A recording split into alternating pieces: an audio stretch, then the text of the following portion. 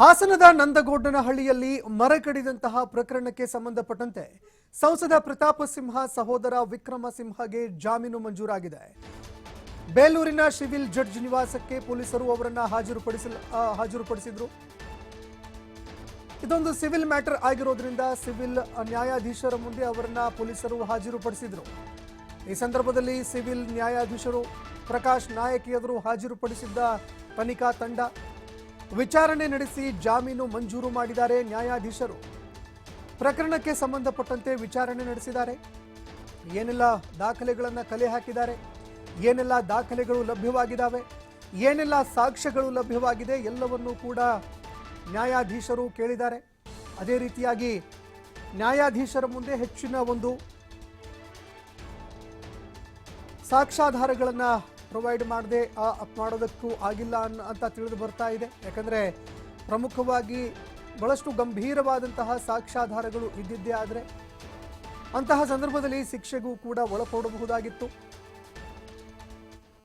ನಂದಗೊಂಡನಹಳ್ಳಿಗೆ ಸಂಬಂಧಪಟ್ಟಂತೆ ಮರ ಕಡಿದ ಪ್ರಕರಣಕ್ಕೆ ಸಂಬಂಧಪಟ್ಟಂತೆ ಇದೀಗ ಸಂಸದ ಪ್ರತಾಪ ಸಿಂಹ ಅವರ ಸಹೋದರ ವಿಕ್ರಮ ಸಿಂಹಗೆ ಜಾಮೀನು ಮಂಜೂರಾಗಿದೆ. ನ್ಯಾಯಾಧೀಶರ ಮುಂದೆ ಅವರನ್ನು ಹಾಜರುಪಡಿಸಲಾಗಿತ್ತು. ಈ ಸಂದರ್ಭದಲ್ಲಿ ನ್ಯಾಯಾಧೀಶರು ವಿಚಾರಣೆ ನಡೆಸಿದ್ದಾರೆ. ವಿಚಾರಣೆ ನಡೆಸಿದ ಬಳಿಕ ಜಾಮೀನು ಕೂಡ ಮಂಜೂರು ಮಾಡಿದ್ದಾರೆ.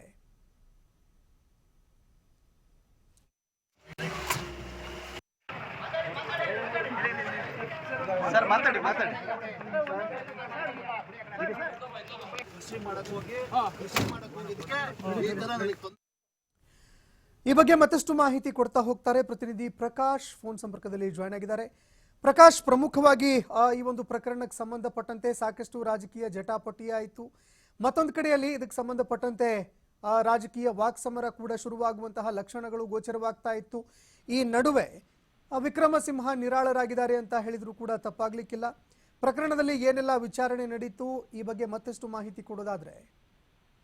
ಸಂತೋಷ್, ಈಗಾಗಲೇ ಹಾಸನದ ಅರಣ್ಯ ಭವನದಲ್ಲಿ ಸುಮಾರು 2 ಗಂಟೆಗಳ ಕಾಲ ವಿಚಾರ ನಡೆದಿರುವಂತದ್ದು. ಜೊತೆಗೆ ಇವತ್ತು ಬೆಳಿಗ್ಗೆ ಮೆಡಿಕಲ್ ಟೆಸ್ಟ್ಗೆ ಅಂತ ಹಾಸನದ ಹಿಮ್ಸ್ ಆಸ್ಪತ್ರೆಗೆ ಕರೆದೊಯ್ಯಲಾಗಿತ್ತು. ಅದು ಮುಗಿದ ನಂತರ ಅರಣ್ಯ ಭವನದಲ್ಲಿ ಸುಮಾರು 2 ಗಂಟೆ ವಿಚಾರಣೆ ನಡೆಸಿ ನಂತರ ಬೇಲೂರಿನ ನ್ಯಾಯಾಧೀಶರ ಮನೆ ಮುಂದೆ ಕೂಡ ಹಾಜರುಪಡಿಸಲಾಗಿತ್ತು ವಿಕ್ರಮ್ ಸಿಂಹರವರನ್ನು. ಅದ್ರ ಜೊತೆಗೆ ಅರಣ್ಯಾಧಿಕಾರಿಗಳು ಕೂಡ ಅವರ ಜೊತೆಲಿ ಕೂಡ ಇದ್ದಿದ್ದು. ಹಾಗಾಗಿ ಅವರ ಪರವಾಗಿ ವಿಕ್ರಮ್ ಸಿಂಹರವರ ಪರವಾಗಿ ಜಾಮೀನು ಅರ್ಜಿ ಹಾಕಿದಂತಹ ವಕೀಲ ಚಂದ್ರೇಗೌಡ ಮತ್ತು ಧರ್ಮೇಗೌಡ ಇಬ್ರು ಕೂಡ ಜಾಮೀನು ಅರ್ಜಿಯನ್ನು ಕೂಡ ಹಾಕಿದ್ರು.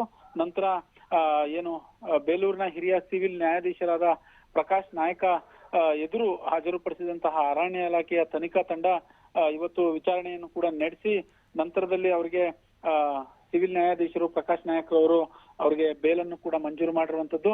ವಿಚಾರಣೆ ನಡೆಸಿ ಜಾಮೀನನ್ನು ಮಂಜೂರು ಮಾಡಿರುವಂತಹ ನ್ಯಾಯಾಲಯ ಈಗಾಗಲೇ ಒಂದಿಷ್ಟು ಹೇಳಿಕೆಯನ್ನು ಕೂಡ ಈಗಾಗಲೇ ಅಂದ್ರೆ ಯಾವಾಗ ಬೇಲ್ ಮಂಜೂರಾಗುತ್ತೆ ಅಂತ ಸಂದರ್ಭದಲ್ಲಿ ವಿಕ್ರಮ್ ಸಿಂಹ ಒಂದು ಮಾತನ್ನು ಕೂಡ ಹೇಳಿರುವಂತದ್ದು. ರಾಜಕೀಯವಾಗಿ ನಮ್ಮ ಕುಟುಂಬವನ್ನು ಕೂಡ ಟಾರ್ಗೆಟ್ ಮಾಡ್ಲಾಗ್ತಾ ಇದೆ, ಹಾಗಾಗಿ ರಾಜಕೀಯವಾಗಿ ಪ್ರಕರಣವನ್ನು ಬಳಸಿಕೊಳ್ಳಲಾಗ್ತಾ ಇದೆ. ಮುಂದಿನ ದಿನಗಳಲ್ಲಿ ಸತ್ಯಕ್ಕೆ ನ್ಯಾಯ ದೊರಕುತ್ತೆ ಅನ್ನುವ ಮಾತನ್ನು ಕೂಡ ಈಗಾಗಲೇ ಹೇಳಿರುವಂತದ್ದು. ತೀವ್ರ ಕುತೂಹಲ ಮೂಡಿಸಿದ್ದಂತಹ ಪ್ರಕರಣದಲ್ಲಿ ಸಂಸದ ಪ್ರತಾಪ್ ಸಿಂಹ ಸಹೋದರ ವಿಕ್ರಮ್ ಸಿಂಹರವರಿಗೆ ಈಗಾಗಲೇ ಜಾಮೀನು ಮಂಜೂರಾಗಿರ್ತಕ್ಕಂಥದ್ದು. ಸಂತೋಷ್, ಧನ್ಯವಾದಗಳು ಪ್ರಕಾಶ್ ನಿಮ್ಮೆಲ್ಲ ಮಾಹಿತಿಗೆ. ಕೃಷಿ ಮಾಡಕ್ ಹೋಗಿದ್ದಕ್ಕೆ ಈ ತರ ನನಗೆ ತೊಂದರೆ ಕೊಟ್ಟಿದ್ದಾರೆ. ಇದೆಲ್ಲ ಬೇಕು ಅಂತ ಮಾಡಿರೋದು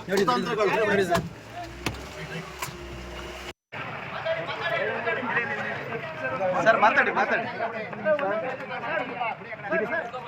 ಕೃಷಿ ಮಾಡಕ್ ಹೋಗಿದ್ದಕ್ಕೆ ಈ ತರ ನನಗೆ ತೊಂದರೆ ಕೊಟ್ಟಿದ್ದಾರೆ.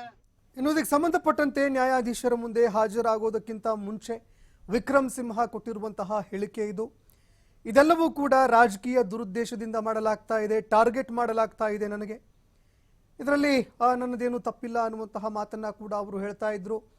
ಇನ್ನು ಮತ್ತೊಂದೆಡೆಯಲ್ಲಿ ಬಹಳಷ್ಟು ಸೂಕ್ಷ್ಮವಾಗಿರುವಂತಹ ಸಾಕ್ಷ್ಯಗಳಿದಾವೆ, ಪ್ರಬಲ ಸಾಕ್ಷಿಗಳು ಇತ್ತು ಅನ್ನುವಂತಹ ಮಾತುಗಳು ಕೂಡ ಕೇಳಿಬರ್ತಾ ಇತ್ತು. ಆ ಸಾಕ್ಷ್ಯಗಳನ್ನ ಕಲೆ ಹಾಕುವಲ್ಲಿ ಪೊಲೀಸ್ ಇಲಾಖೆ ಸಫಲವಾಯಿತಾ ಅಥವಾ ವಿಫಲವಾಯಿತಾ ಅನ್ನುವಂತಹ ಪ್ರಶ್ನೆ ಕೂಡ ಎದುರಾಗ್ತಾ ಇದೆ. ಅದೇ ರೀತಿಯಾಗಿ ಪ್ರಕರಣಕ್ಕೆ ಸಂಬಂಧಪಟ್ಟಂತೆ ಒಂದು ರಾಜಕೀಯ ಸಮರ ಜಟಾಪಟಿ ಕೂಡ ನಡೀತಾ ಇತ್ತು. ಈ ನಡುವೆ ಇದೀಗ ನ್ಯಾಯಾಧೀಶರ ಮುಂದೆ ಹಾಜರುಪಡಿಸಿದಂತಹ ಸಂದರ್ಭದಲ್ಲಿ ವಿಕ್ರಮ ಸಿಂಹಗೆ ಇದೀಗ ಬೇಲ್ ಮಂಜೂರಾಗಿದೆ. ಹಾಸನದ ನಂದಗೊಂಡನಹಳ್ಳಿಯಲ್ಲಿ ಮರ ಕಡಿದಂತಹ ಪ್ರಕರಣಕ್ಕೆ ಸಂಬಂಧಪಟ್ಟಂತೆ ಇದೀಗ ವಿಕ್ರಮ ಸಿಂಹ ನಿರಾಳರಾಗಿದ್ದಾರೆ ಅಂತ ಹೇಳಿದ್ರು ಕೂಡ ತಪ್ಪಾಗ್ಲಿಕ್ಕಿಲ್ಲ. ಸರ್ ಮಾತಾಡಿ